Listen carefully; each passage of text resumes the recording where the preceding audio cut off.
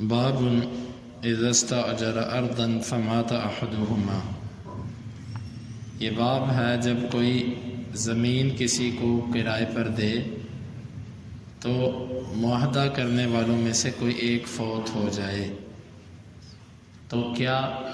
معاہدہ باقی رہے گا کہ ختم ہو جائے گا۔ اس باب کا مطلب یہ ہے، ایک بندے نے اپنی زندگی میں اپنا مکان، اپنی زمین، اپنی کوئی چیز ٹھیکے پر دی، کرائے پر دی، بعد میں وہ بندہ فوت ہو گیا جس نے کرائے پر دی تھی یا جس نے لی تھی وہ فوت ہو گیا۔ اب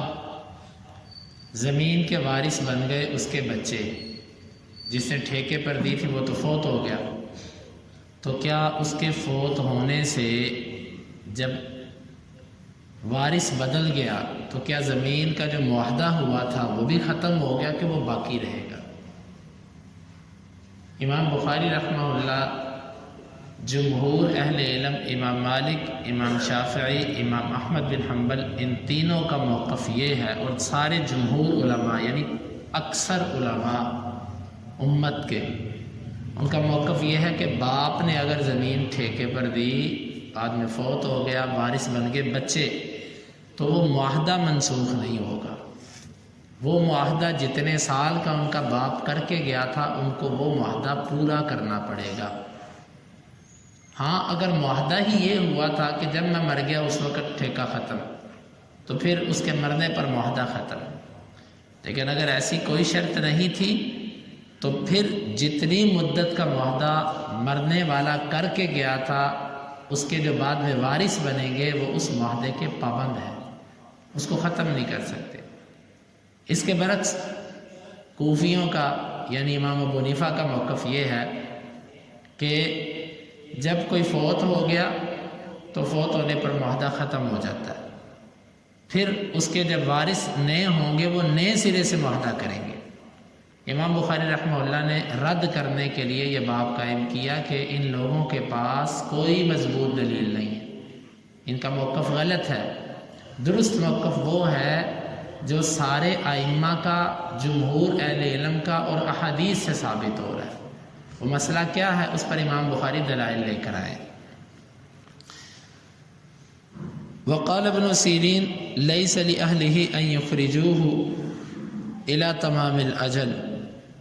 محمد بن سیرین کہتے ہیں کہ جب مرنے والا مر گیا تو اب اس کے وارثوں کے لیے یہ جائز نہیں ہے کہ وہ کرایہ داروں کو وہاں سے نکالے جب تک مدت نہ پوری ہو جائے۔ اور حکم اور حسن بصری اور ایاس بن معاویہ یہ سب کہتے ہیں تمضل اجارۃ الی اجلھا، جو معاہدہ ہوا تھا اس کو پورا کیا جائے گا، فوت ہونے پر معاہدہ ختم نہیں ہوگا۔ وقال ابن عمر، ابن عمر کہتے ہیں اعطى النبی خیبر بالشطر، نبی صلی اللہ علیہ وسلم نے یہودیوں کو خیبر کی زمین آدھے پر ٹھیکے پر دی تھی، یعنی جو اس سے نکلے گا آدھا ہمارا آدھا تمہارا۔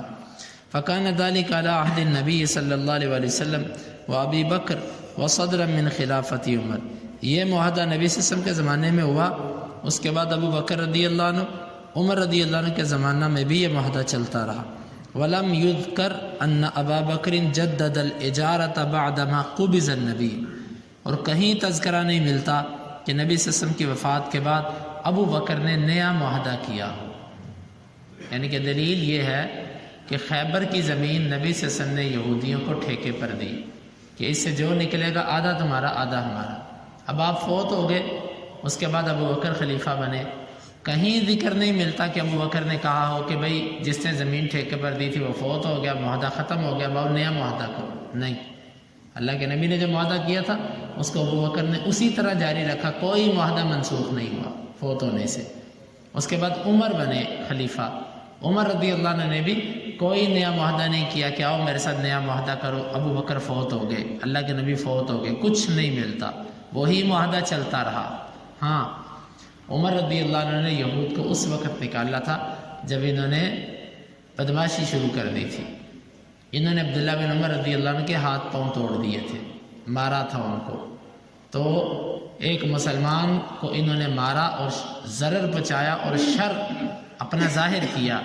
تو اس وقت عمر رضی اللہ عنہ نے ان کو جزیرہ عرب سے اس وقت نکالا تھا، پھر اس کے بعد یہ دوبارہ جزیرہ عرب میں نہیں آ سکے۔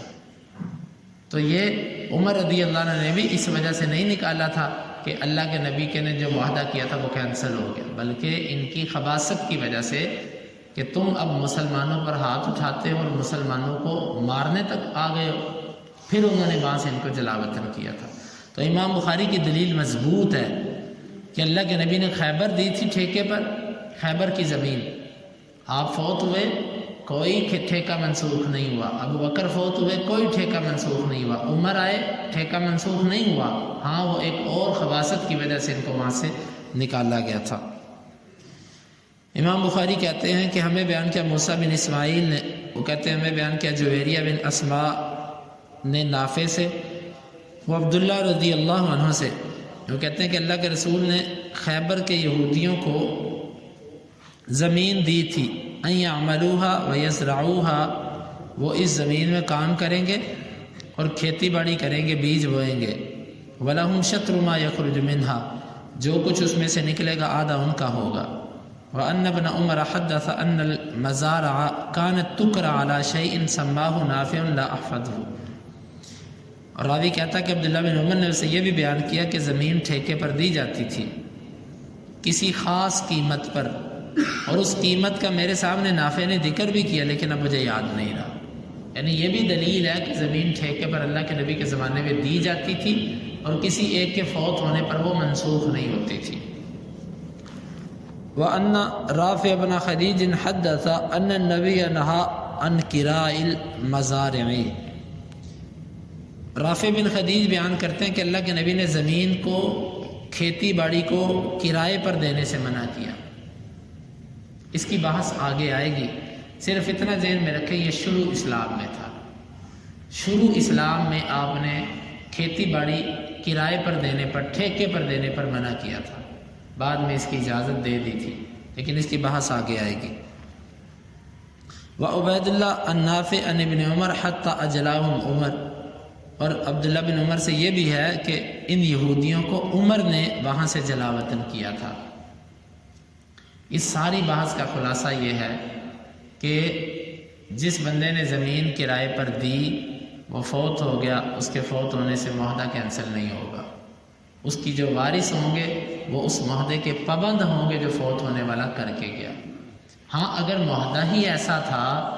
کہ جب تک میری زندگی ہے اتنی دیر تک یہ زمین تمہیں میں دوں گا، تو پھر اس کے فوت ہونے پر خود بخود معاہدہ کینسل ہوگا۔ لیکن اگر ایسا معاہدہ نہیں ہے، جتنے سال کا اسچام ہوا، 2 سال کا، 5 سال کا، 10 سال کا، وہ اس معاہدے کے پابند ہیں، وہ اس اسچام کے پابند ہیں، اس کو وہ پورا کریں گے۔ یہ کتاب الاجارہ،